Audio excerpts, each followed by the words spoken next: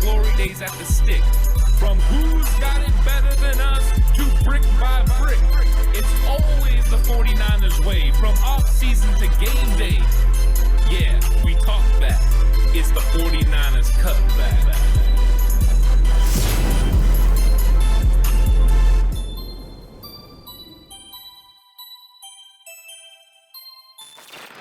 It's 49ers Cutback Podcast time. Welcome to the show. We're going to be talking about a position battle that is going to be fun to watch. Jason Verrett versus Emmanuel Moseley. Now, Verrett's coming off the ACL. Emmanuel Moseley held down the job last year, but everyone believes that when healthy, Jason Verrett is one of the best that can possibly do it on this entire team. Agreed, and that's why this conversation is so intriguing. So make sure you hit the like button, subscribe right now. If you have not already, hit that notification bell. And after you've done all of those things, don't just sit back and listen. Also comment down below right now and let us know which gentleman you would prefer as DB, CB, whichever designation you want to provide them to. And because cornerback one is going to be Charvarius Ward. Yeah, I don't think there's any questions about what Charvarius Ward is adding to the team, and the fact that the 49ers paid him so much money definitely puts him as cornerback one. But the questions about cornerback two have been something that has been pressing this team the entire year, because the belief was that Emmanuel Moseley was that guy. He spent most of last year as cornerback one because of the injury to Jason Verrett in week one against Detroit. But he did a really good job. And I mean, he's one of those guys that's playing at a high level. But when they bring back Jason Verrett, you automatically start thinking Jason Verrett's a guy with not just Pro Bowl potential, but all pro potential. So if he's healthy, he's one of those guys that's going to be difficult to defeat. So Emmanuel Moseley didn't give up a single touchdown, played his butt off, Alex, during the 2021 season. But here's Jason Verrett to go take that spot. And both these guys are interesting because they're also both so versatile. Could the loser of this actually end up on the nickel? This is the conversation I want to have. These two guys against each other, the best will play on the outside. They're not going to take a guy and be like, oh, you know, he's better on the outside, but we're going to move him on the inside. No, the best player will be on the outside. The other guy will potentially play in the nickel, but who's going to win this outside battle? That is the question. That is the $1 million question, and that's the tough one, because the reality is, for me, is if Jason Verrett's healthy, it's Verrett. Verrett wins on the outside. He was cornerback one when the two of them were paired up together. He was the guy that they had locking down one side of the field that they were 100% confident with. And Emmanuel Moseley's the guy that you like. You like a lot of the things he does, but there's just concerns. Now, last year, put a lot of those concerns to bed, Ant, because he didn't give up a single touchdown all season in all of the 2021 campaign. So Emmanuel Moseley is shown to be a very viable starting cornerback, and can be one of the best cornerbacks in your room. The problem is a healthy Jason Verrett isn't just one of the best cornerbacks in your room. He's potentially one of the best cornerbacks in all of football. But the big thing there is that when healthy, he hasn't done that. So because of that, I have to put money on the fact that the Niners are betting on this too, and they would rather have Jason Verrett out in the field sometimes than risk having Jason Verrett out there full-time. And so Emmanuel Moseley is going to get the best run and best chance at being cornerback two opposite of Charvarius Ward. Yeah, this competition is going to be an absolute battle, and these guys are going to be put against, you know, some of the better wide receivers that can do a bunch of different things in camp. Deebo Samuel, Brandon Ayuk, Jawan Jennings, they're going to push these guys to another limit, and we're going to find out where Jason Verrett is at health-wise as soon as he has to line up with Danny Gray, because Danny Gray is going to be able to take the top off and really quick. And Jason Verrett coming back, you know, in 2019, that was the issue. Verrett couldn't, you know, flip his hips and run with these wide receivers. They were burning him, and he was coming back from that ACL. I think that when it comes down to it, if Verrett is healthy, I think you're right. He's the better of the two cornerbacks. He's more talented. He's got more intuition. He understands what the offense is trying to do better. He just is a better football player. But Emmanuel Moseley might be the answer if you're right, and Jason Verrett needs to play less. The other thing to take into account is I think Jason Verrett would be the better nickel corner of the two. That's crazy. It is, but the way he's able to move, the way he can get in and out of his breaks and really press on these receivers, I think he's just more versatile. So this is one of those matchups I'm interested in. And all the while, we're not even talking about a guy who played a lot of snaps last year in Omri Thomas.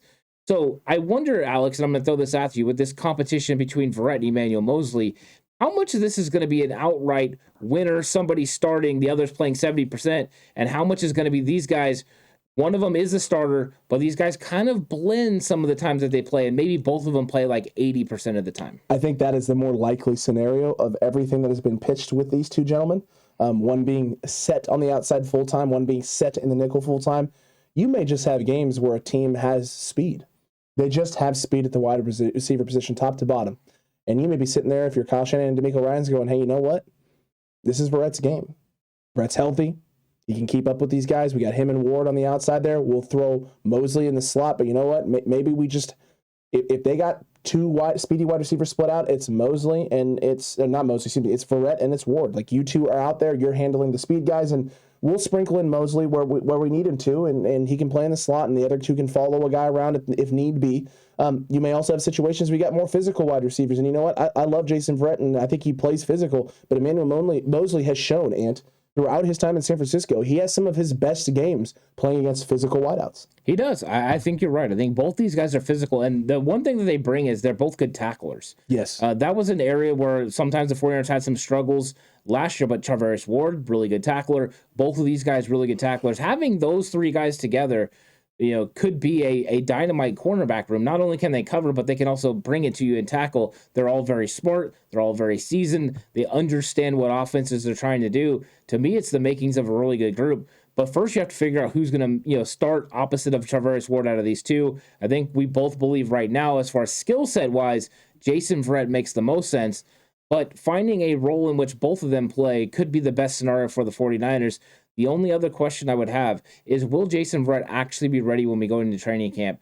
Could this be one of those things where they start him on the PUP list, let him start that way, and eventually come back once he's fully healthy, and maybe Moseley's the guy on the outside initially, and then they ease Jason Verrett into the nickel cornerback spot?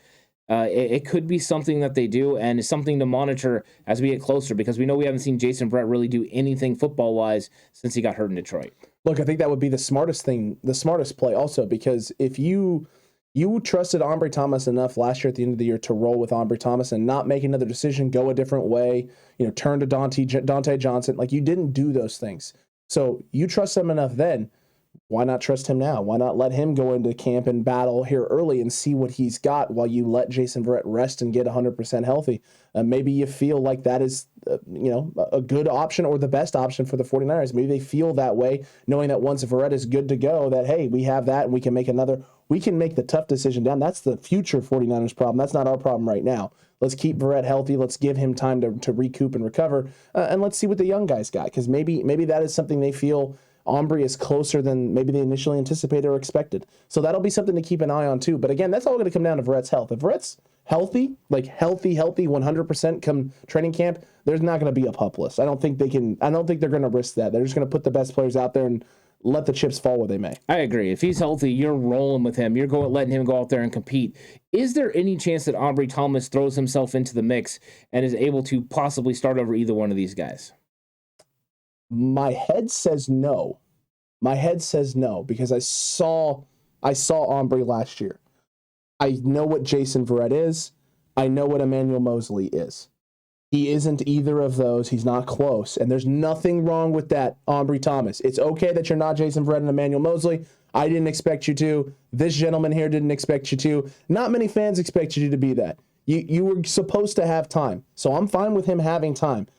If Jason Verrett isn't healthy, then 100% yes, Ambry Thomas is going to have a chance to go compete, and he needs to. So again, my mind says no, my heart says yes. I want Ambry Thomas to shock the world. If Ambry Thomas comes in and takes over a spot from Emmanuel Moseley and Jason Verrett, we got ourselves one hell of a corner in 2022, and one hell of a corner combination between him and Charvarius Ward. Yeah, if he does take over one of these spots, this secondary just took another jump. PFF, take your 16th rank and suck it. Oh, they can already take it and suck it with the fact that they had these guys already on the field together with Charvarius Ward and still had him 16th. You know what you can do with your matrix. I'll let you know at another time. But I think wait. Does it rhyme with Bucklick? Yeah, you can definitely turn it sideways and shine it up real nice. Okay, yeah, everyone knows how it goes. But I need me a Steve Weiser. Ooh, I like that. Jason Verrett and Emmanuel Moseley on the field with Charvarius Ward is a good situation for the 49ers. And having Ambry Thomas as the fourth man, that gives the 49ers four really good outside corners, with Verrett and Moseley having the ability to play on the inside as well, which means they could keep one nickel if they wanted, or they could keep two outside guys with versatility, like a Samuel Womack, who they've already mentioned can play on the outside. Deommar Lenoir, who they've fooled around with playing on the outside. Of course, Dante Johnson, the guy that can play everywhere, pretty much. Nickel, outside, not as great on the outside, but he can do it. And then also he can play safety. So I think they got a lot of potential versatility here. And I didn't even mention Tariq Castro-Fields, who could be somebody exciting to watch, or my guy Quantrez Knight. Don't be ignoring my guy from UCLA. He's going to bring some heat to this competition as well. But it's a fun cornerback room. But these three guys on top, I think, separate themselves from everyone else. As long as Verrett is healthy, this 49ers secondary is going to be fantastic. Agreed with you there. But Cutback crew, let us know what you think down below in the comments section right now. Jason Verrett, Emmanuel Moseley, do you have a specific one that you're leaning or favoring? Or are we just dead wrong? These two are not competing. They're all trying to chase Ambry Thomas, and we just don't have it figured out. Let us know in the comment section down below right now. And then while you're down there, don't forget to like and subscribe if you haven't already. And join us over on Patreon for additional content, because you and Horse went slightly offsides with the O-line a little bit. Who knows? Maybe there'll be some more slightly offsides topics about other positions, including maybe this one. Yeah, there's going to be some more slightly offsides coming your way, and be on the lookout for that. If you're a patron or channel member, Fridays is when Slightly Offsides is going to go live. Not actually recording it live. We are going to do some live shows here and there, but be on the lookout for that. It's going to be some good content. Always interesting when we get the Horst in the studio to do a recording. Just right. Never know which way it's going to go. It could go from dynamite analysis hold on a second. To Mexican pizzas. It could, but we all know it's going to go a little bit offsides. Just a little bit. It definitely goes offsides. After the episodes, a lot of times, just look at me. Was that much? Too much?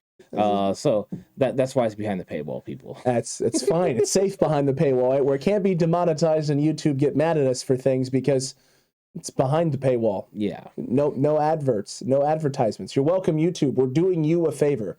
You're welcome. That keeps our ad rating on YouTube good as well, and they appreciate that from us. We're trying, We do our best. We do the best we can. Yeah. We do the best we can here. Look, TCC, this was a lot of fun. We look forward to talking with you about this as well. And until the next one and the next time, stay safe. Remember, the right way is always the 49ers way.